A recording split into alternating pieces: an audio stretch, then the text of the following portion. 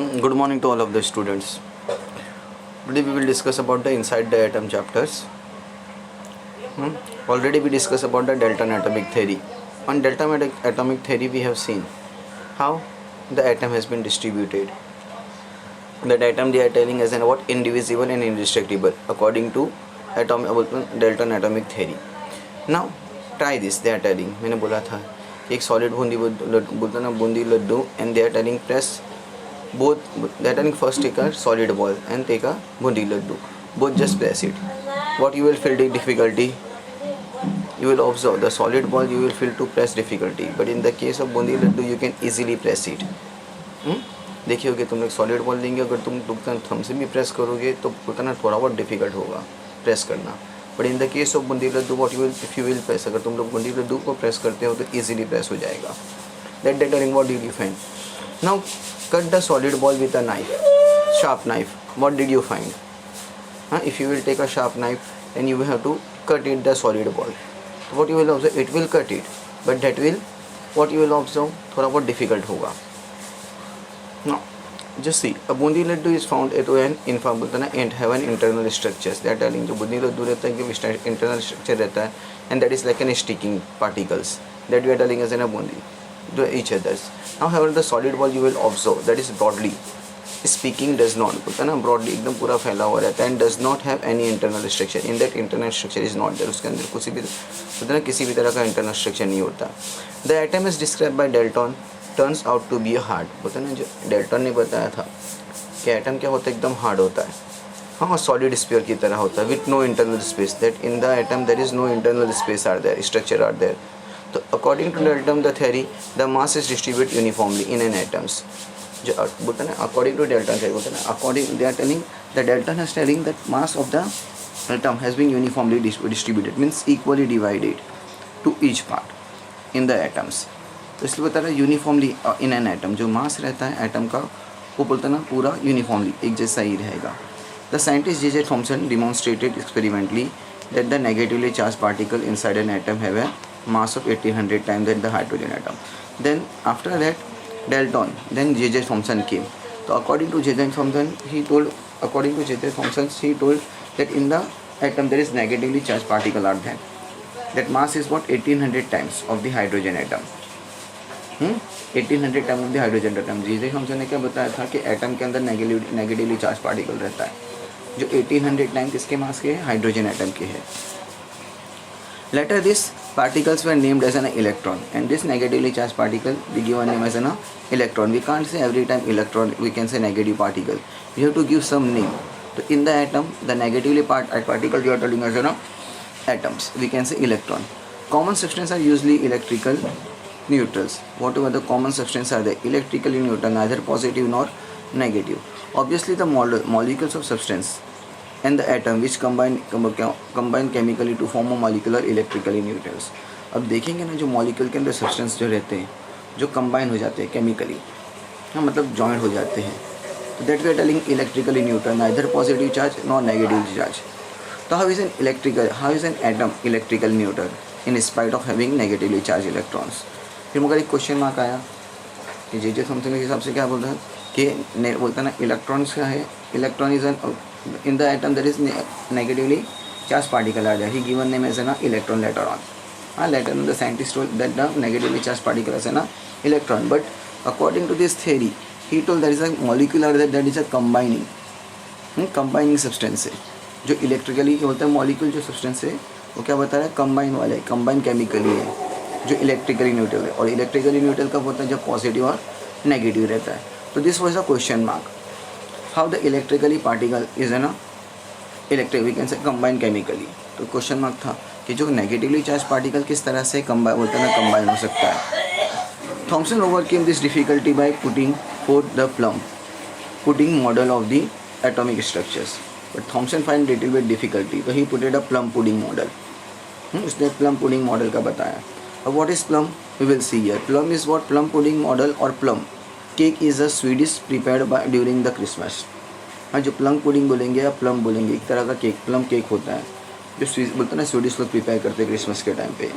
In old time we are telling this was made in a western countries.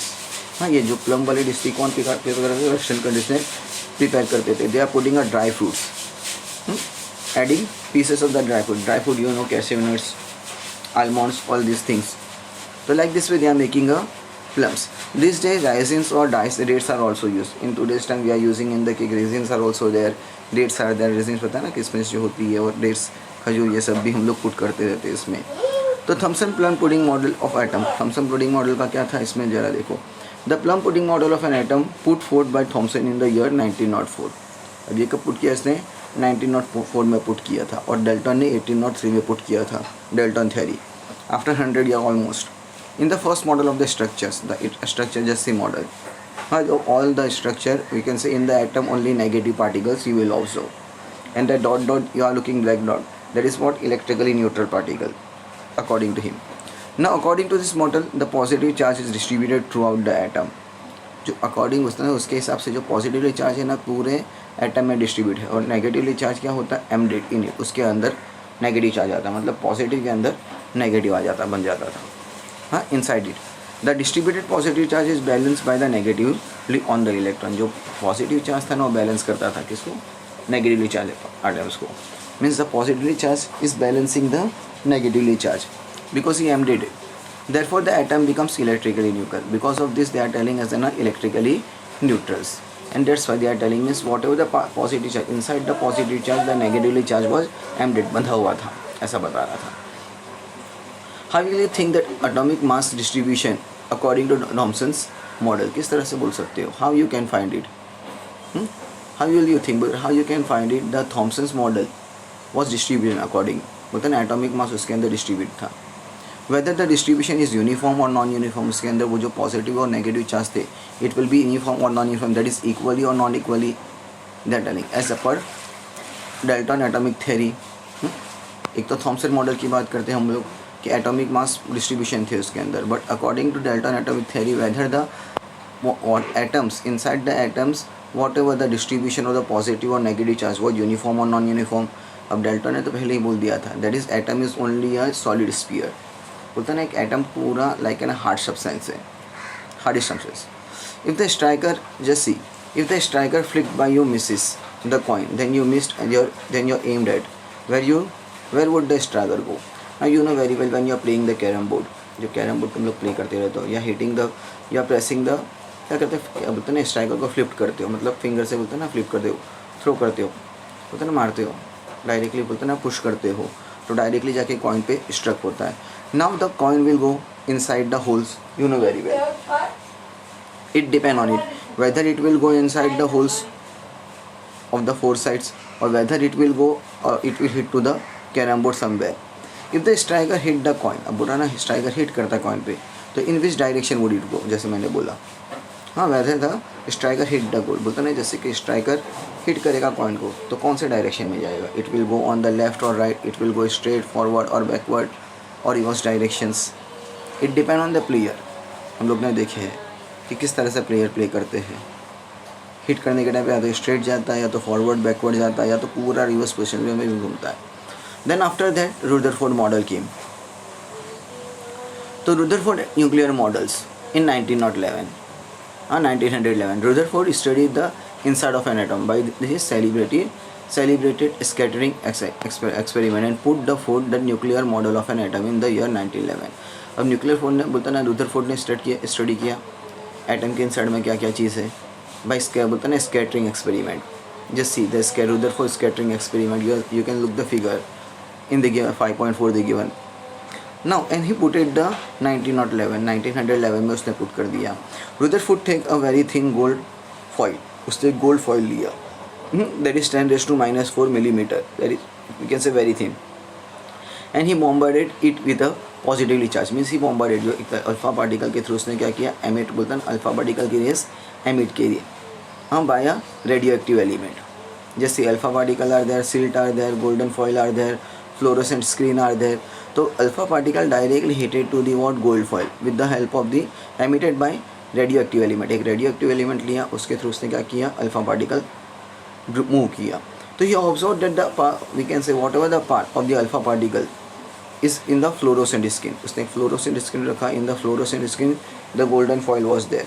and outside the silt is there. देखो silt है, you will observe the fluorescent screen are there, gold foil are there, and outside the alpha particle. एक bomb bad मतलब box के अंदर से radio active बोलते हैं ना, अल्फा पार्टिकल बॉम्ब बैड किया, एक रेडियो एक्टिव एलिमेंट लिया, हाँ, he taken a radioactive element and from that radioactive element he bombarded the alpha particle, उसने अल्फा पार्टिकल मूव किया. Now that he observe that alpha particle was get reflected from the gold foil, whatever the alpha particle was reflecting. यहाँ पे जो क्या हो रहा था, alpha particle पूरा रिफ्लेक्ट हुआ. And unexpectedly he observe that alpha particle went straight, whatever the alpha particle went straight and get deflected. बोला पहले तो पूरा स्ट्रेट गया और बाद में डिफ्लेक्ट हो गया, मीन्स फिर से टर्न आ गया. The original part through a small angle, means what ever the original part was that, जो बोलते ना, वॉट एवर बोलता ना, जो एक ओरिजिनल पार्ट था उसका, तो वही सिर्फ डिफ्लेक्ट हुआ थ्रू अ लार्जर एंगल, एक बड़े एंगल में. And surprisingly one alpha particle out of 20,000 bounce back in the direction opposite to the original part. अब जो उसने स्ट्रेट किया था ना अल्फा पार्टिकल, तो उसमें तो 20,000 रेस निकली थी. अब 20,000 रेस में से सिर्फ एक ही रेस थी जो स्ट्रेट हुई, मीन्स स्ट्रेट फॉरवर्ड में गई, बाकी सब क्या होगी, बाकी all the remaining rays what it was reflected, deflect हो गई. हाँ, means he taken as an sorry it has taken means from the alpha particle 20,000 rays has been passed, but only one rays has been moved forwarded and remaining all has been deflected. So we'll discuss this thing next time on the next topic tomorrow, and be prepared for your exam. You have 3 chapters in the exam, remember, first, second and the third.